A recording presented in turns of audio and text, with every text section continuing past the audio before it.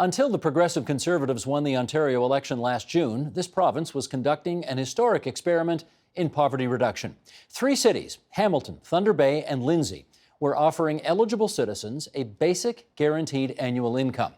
The idea was to check on how the participants' lives changed after 3 years, then decide whether to take the basic income plan province-wide. However, despite pledging not to cancel the program during the election campaign, the Ford government did just that after taking power. What was lost? Let's find out. From Evelyn Forget, who spent 4 decades researching this subject, much of which is captured in her new book, Basic Income for Canadians, the key to a healthier, happier, more secure life for all. And we welcome Evelyn Forget back to TVO. It's so nice to finally meet you.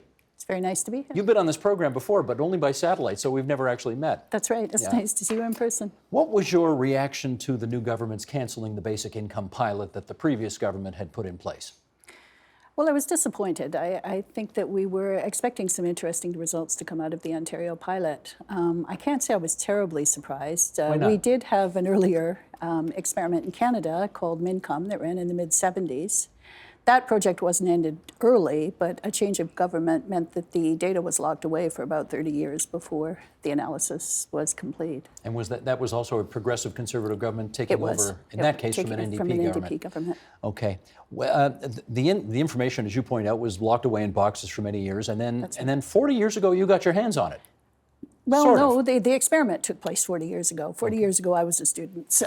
Okay, but so at what point did you get your hands on it? Well, about a little more than a decade ago now, I got hold of the data, and I was able to look at the health and well-being of the participants in the experiment. And what did you learn?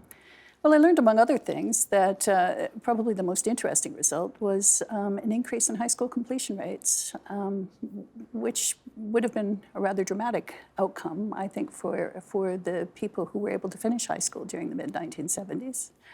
I'm a health economist, so I was particularly interested in the health results, and I found that the people who participated in the experiment were 8.5% less likely to be hospitalized than a control group, a matched control group. So that was a rather interesting outcome. When I looked at the codes a little bit more closely, I found that mental health complaints had declined rather dramatically, and visits to family doctors with mental health complaints had declined as well. Okay, I want to go through all these because these are fascinating conclusions here. More young people finished high school than otherwise you think may have. What accounts for that? Well, it's interesting. There was some work done. The purpose of the Mincome experiment was to address a concern that a lot of people have, and that is that if you give people a basic income, they're simply going to stop working. And so there was some work done in the 1980s by a couple of health economists or a couple of labor market economists, and they discovered that for the most part, adults who had real jobs continued to work just as they did before. There were 2 groups of people who did reduce the number of hours they worked. New mothers who, if you remember the 1970s, this was a period when maternity leaves were about 4 weeks long. And a lot of new mothers thought that that was a rather miserly maternity leave, and so they used the Mincome stipend to buy themselves a longer parental leave. But the second group of people who reduced the number of hours they worked, and here the language is really important, were young, unattached males. So young, unattached males reduced the number of hours they worked, sometimes by up to 80%. And that seemed to feed a lot of the stereotypes about what a basic income would do. Now, I had some idea of what was happening to those young, unattached males. What do you think it was? Well, I went looking for them about a decade ago.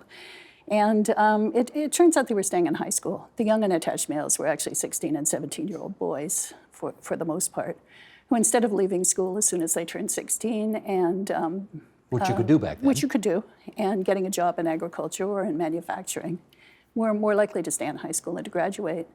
And so if you think about the opportunities that somebody who had completed grade 12 in the mid-1970s would have relative to somebody who left school early, they would be dramatically different. So they stayed in school longer? They stayed in school because their families were receiving a stipend. And instead of encouraging those young boys to become self-supporting as soon as they could, they were encouraged to stay in high school, graduate. Okay, you say that health improved. Right. Is that to say that Manitoba then was able to spend less on health care than they otherwise would have? Well, hospitalizations were declining throughout the period in any case for both the control group and the people who received a basic income, but they fell more quickly for the people who received a basic income. And if you think of it in terms of costs, this is a country that right now is spending about $60 billion a year, more than $60 billion a year on hospitals. So if you see an 8.5% reduction in hospitalizations, that's a real pretty money. dramatic saving. Here's what you write in the book. A basic income guarantee would act as a top-up in harder times, as well as serve as a valuable insurance policy, a promise that no matter what, the floor won't fall out from beneath their feet. A basic income for Canada is neither impossibly utopian or outrageously expensive. Choosing to do so is simply a matter of deciding what kind of society we want to live in.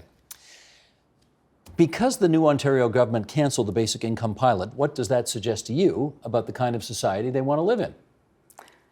I think that there's always a fear when people talk about basic income that we're encouraging people to become dependent. And I think that the experiments that have taken place in Canada and in other countries, high-income countries, middle-income countries, low-income countries, demonstrates that, in fact, people don't stop working. They use the money they receive through a basic income to become more independent, to access job training, to live better lives. So I think it's a very short-sighted decision. I think the focus is on the upfront costs, and the focus is on playing to a particular view of the way society works that's not necessarily borne out by the evidence. But presumably part of the idea behind the program is to alleviate poverty. Absolutely. Does it in fact do that? It does. It does. You have looked at the data and you are convinced that a basic income helps end poverty. I think it reduces the rate of poverty. Here's another quote from the book. It allows each of us the basic resources we require to participate in our society. We can register our child in theater or hockey. We can enjoy the small pleasures of going to a coffee shop or a neighborhood pub without worrying about the few dollars involved. We may find time to volunteer in our communities or help our neighbors and family members who require additional support. All of us will have the same opportunities to make our own decisions and to live with the consequences of those decisions. Now, some people may hear that and say, why is it my responsibility as a taxpayer to fund that person's kid going into hockey if they can't afford to send their kid to hockey, or that person's husband to go down to the pub for a brew after work if they can't afford to do that? What's the answer? I think the answer to that question comes out of some recent research that is taking place in Finland. Finland ran a 2-year basic income experiment. And one of the key findings was that people who received a basic income engaged in more pro-social behavior. That is, they had greater trust in one another. They were more likely to trust government, to trust the organizations and the institutions that existed in society. I think that allowing people to participate fully in society encourages them to become productive and helpful neighbors. I mean, I think we all want to be part of the same community that we live in.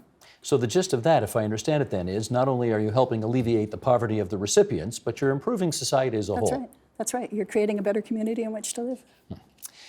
I would like to ask you a personal question, Evelyn, Sure. and I don't do so because you and I have known each other for so many years, because we haven't, but you talk about this in the book, so I think I'm on okay territory to tread here. You are the oldest of 3. I am. Your father died when you were just 12 years old. Your mother, you say in the book, had few skills that a market economy would recognize as being valuable in the world. And I want to know how your family got through all that. My mother relied on mother's allowance in the first instance. Government assistance made it possible for her to get her feet back under her. And then she was able to access a lot of not particularly well-paying jobs, but a lot of jobs that allowed us to continue during that period. I think what a basic income does is it provides that insurance policy. It provides just a little bit of breathing space when something happens that nobody expects to happen. The mother's allowance is a kind of a guaranteed income, isn't it? Sort of. Sort of. But if you... It's a little bit closer to basic provincial income assistance. There are a lot of regulations and rules that govern it, but it is support. Had a basic support. income been in place when your mother was going through all this, how would your lives have been different? Well, life would have been a lot easier. I think it would have been a little bit more accommodating. We wouldn't have perhaps struggled quite so much to ensure that everybody made it to university. My 2 brothers and I both managed to graduate from university, which I think was quite an undertaking for my mother during the period. Indeed. Let's go back to the Winnipeg of almost a decade ago. Again, you crunched the numbers and you discovered that the difference between being a wealthy woman and a poor woman was 16.6 years of life. And for men, being wealthier than poorer meant you lived on average 15.6 years longer. Now that was a decade ago, right? That's What right. do you think the lifespan gap looks like today? I suspect it's not shorter. The differences in life opportunities for people at the bottom end of the income distribution scale. Life has gotten harder for people, not easier over time. The inequality in income distribution has grown over the past decade. So those of us fortunate enough to have well-paying jobs are doing quite well in this economy. And that isn't shared, that isn't broadly shared in society. And I think it'll be reflected in health outcomes. I think it'll be reflected in mortality rates and in all of the ills that come along with poverty. For which gender is a basic income more important? That's a hard call. I think that traditionally women have had many fewer opportunities to achieve the same kind of financial outcomes and than men have had. So for women, things happen in their lives that they don't necessarily have control over in the same way that men have had. That may be changing over time. I think that women, as long as women are disproportionately represented among the poorest members of society, basic income is going to be most important to women. Now, I gather when people apply for example, social assistance programs from their provincial government today, Right. their caseworker has a certain amount of discretion and latitude to either top up or not, or do this or do that, or, with a wink and a nod and whatever. Mm-hmm. Is part of the appeal of a basic income that you avoid all that? Absolutely. I think that how much money you get shouldn't depend on how accommodating your worker is, your caseworker is, and it shouldn't depend on how well you know your rights and how well you know the system.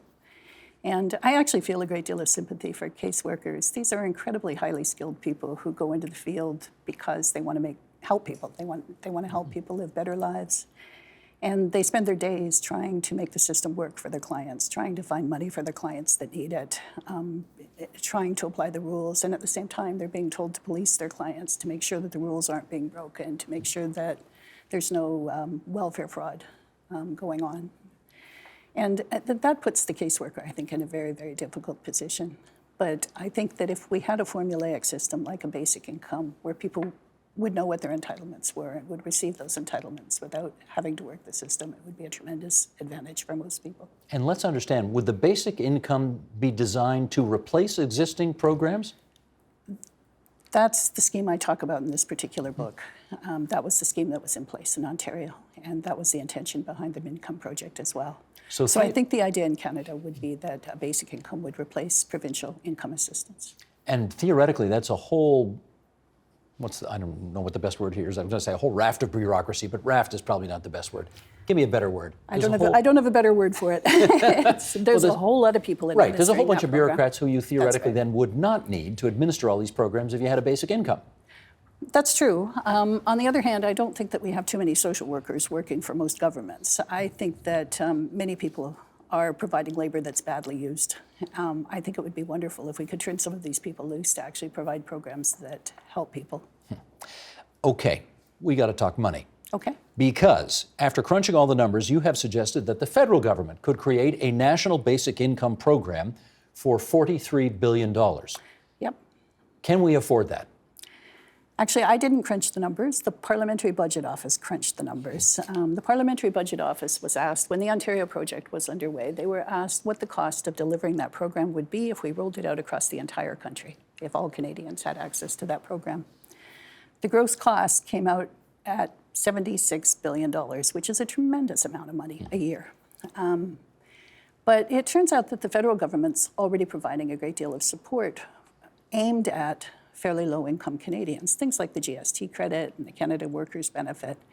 And so they asked the question, if we could take some of those programs and roll them in to help finance a basic income, what would it cost?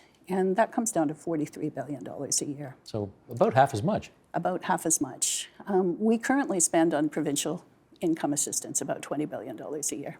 So what we're really looking at is an additional $23 billion a year to provide this program. across the whole country if we replaced provincial income assistance. $23 billion on a federal budget of $350 billion.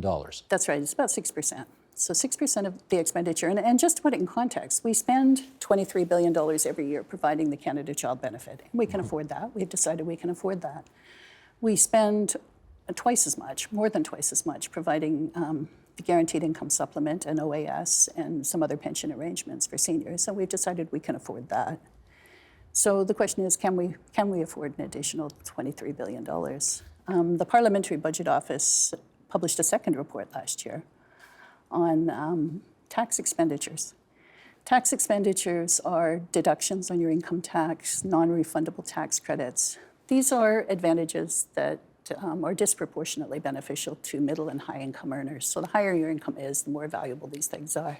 And they like those deductions, Evelyn. They like those deductions very much. They cost $122 billion a year.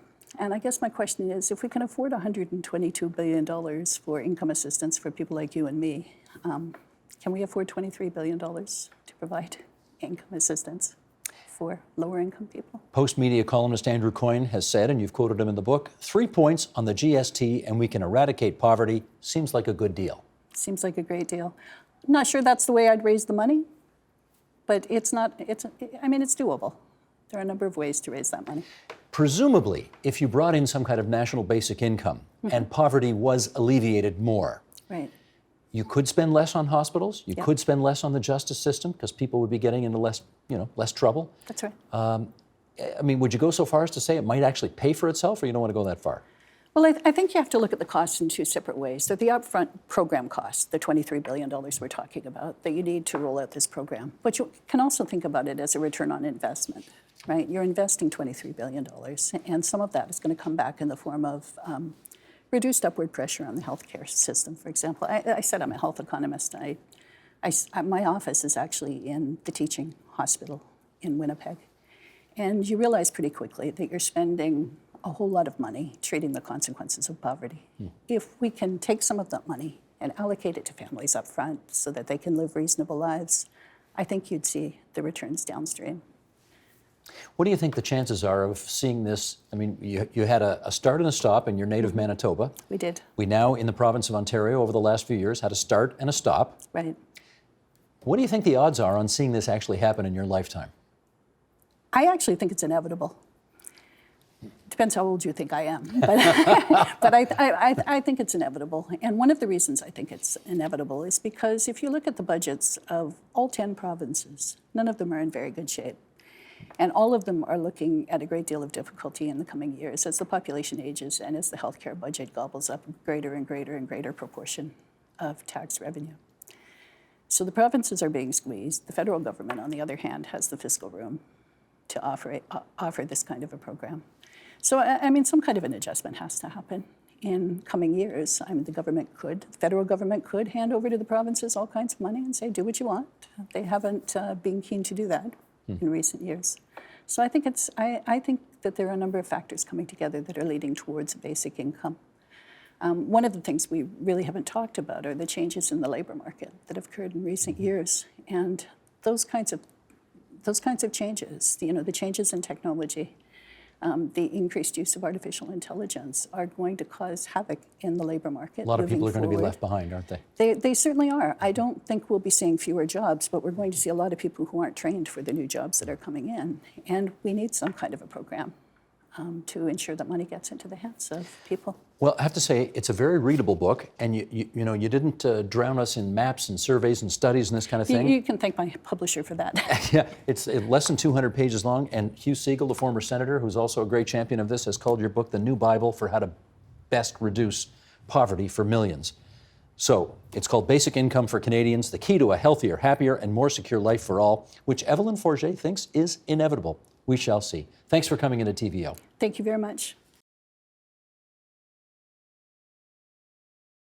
The Agenda with Steve Bacon is brought to you by the Chartered Professional Accountants of Ontario, helping businesses stay on the right side of change with strategic thinking, insightful decisions, and business leadership. Are you on the right side of change? Ask an Ontario CPA.